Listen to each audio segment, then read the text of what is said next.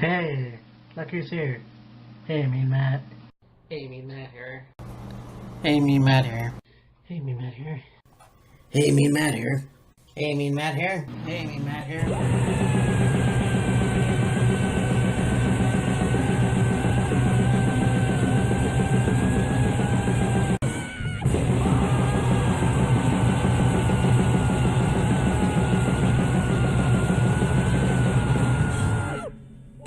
Hey, Mean Matt here, and this is Killer Kyle, and we're talking about what everyone's talking about in the wrestling community lately, the John Oliver segment he had on his show about wrestling.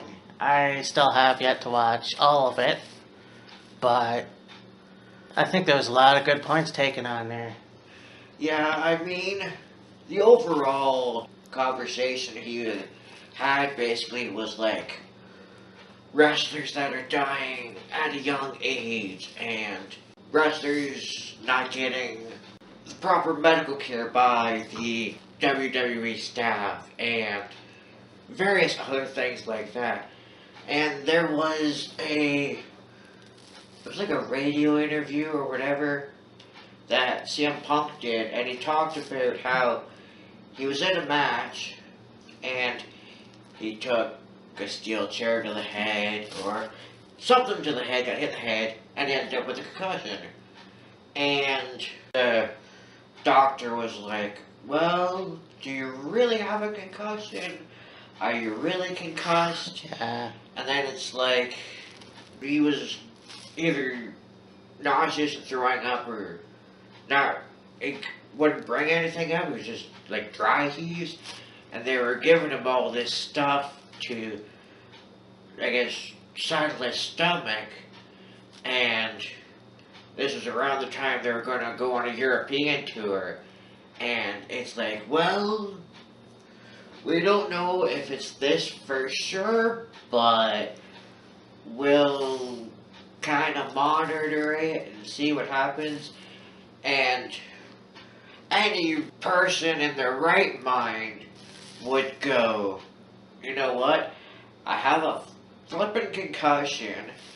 I don't feel right. I'm gonna go home and relax and rest and all this other stuff until I'm better or I don't have the concussion anymore.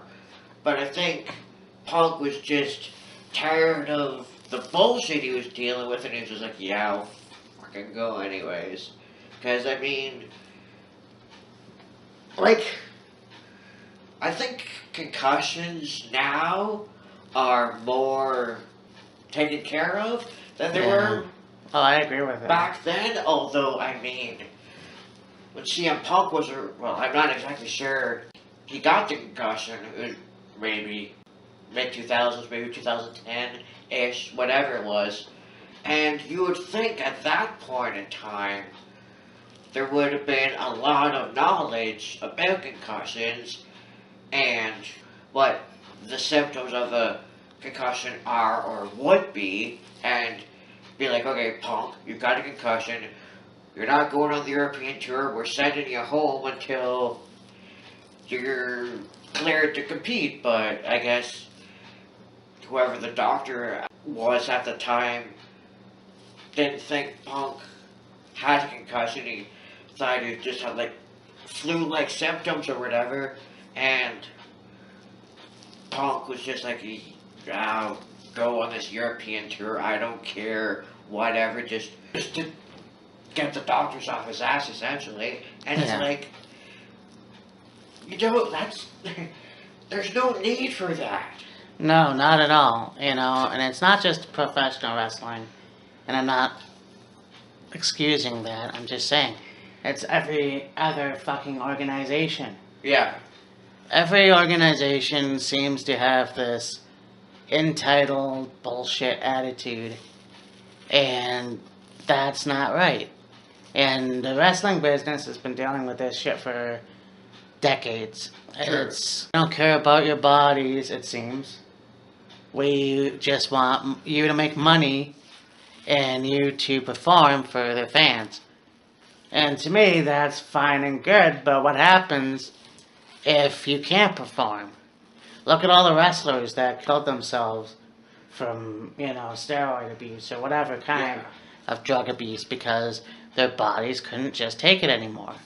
Yeah, and it seems like one of those things where if you're hurt, you still compete anyways, and you only really get significant time off is if, like, you got a concussion, or, you get broken ribs, or you get whatever. Yeah.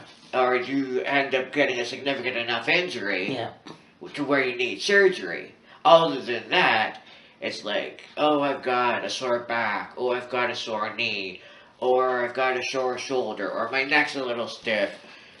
You still compete anyways, and yes, I know these guys generally push through it, but there's only so much your body can take before your body gives up. Well, it gives in. Yeah, you have guys like Steve Austin, Adam Copeland. Fuck, there's a lot of guys that had to retire early because their bodies just couldn't take it anymore. Exactly. and I mean, like, a lot of these wrestlers generally have a pretty longevic career. That's probably not a word, but have enough of a longevity in the wrestling business. You see Roddy Piper's thing on HBO, and he's not wrong. Right. Yeah, I mean, a lot of the shit that he said probably wasn't smart, but he's not wrong. True. People are losing themselves. People are killing themselves. People are sacrificing their families. They're sacrificing everything that I don't even know if football players or baseball players go through. Right. It's not just me, because I don't know. I mean, football is a pretty physically demanding sport. Baseball, sort of.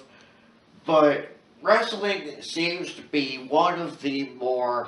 Okay, hockey's a pretty physically demanding sport.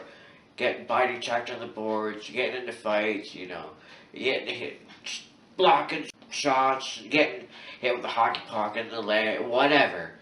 Football, there's always tackles and, hitting the turf and all this other stuff. Usually they are pretty good at not being too injured. Like, yeah, there might be guys that end up torn ACL, bruised something or other, sore something or other. But with wrestling, you're getting body slammed on a ring, on the floor, getting hit with chairs, going through tables, getting thrown into the turnbuckles, getting pile driven, DDT'd, tombstoned, power bomb. Basically, the overall synopsis is, with